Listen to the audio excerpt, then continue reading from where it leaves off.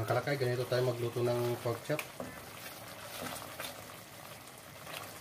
Ito'y ating minarinate ng oyster sauce, ketchup, toyo, kalamansi, paminta, bawang, at saka Sprite. Tapos konting asukal, mga kalakay. Atin lang itong iigahin.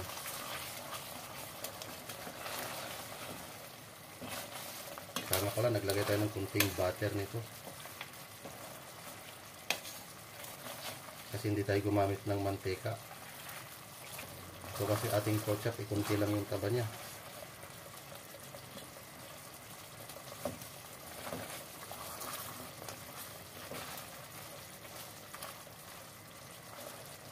Kaya kailangan natin maglagay ng butter. Yan, atin lang imekos-mekos para manuot yung mga ingredients. Yan, kunting taga na lang, mga kalakay. At ito'y tapos na. Yan, kaganda ng kulay.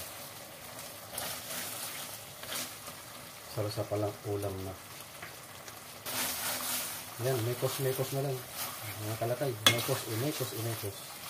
Mekos-mekos. Para dumikit yung mga sarsa dito sa ating pork chop. Yan, tuloy-tuloy lang yung pag mekos-mekos na para mabalanse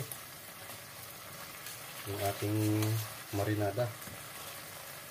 Medium heat lang tayo, mga kalakay, medium heat. Pag medyo may oras kasi si lakay, ito yung kanyang ginagawa, itong pagluluto. Pag may oras siya, pag wala siyang oras, kain-kain na lang sa labas.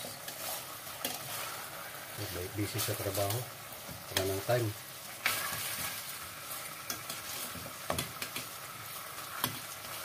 Yan na, mga kalakay.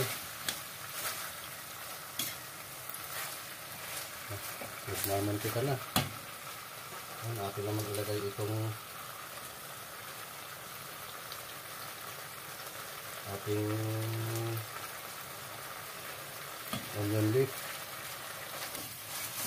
Mekos ulit, mga kalakay, mekos.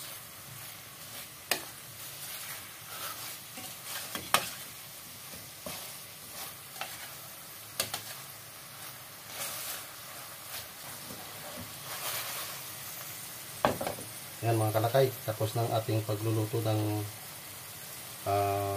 pork chop. Maraming salamat muli sa inyong panonood sa mga simpleng cooking vlog nila kayo.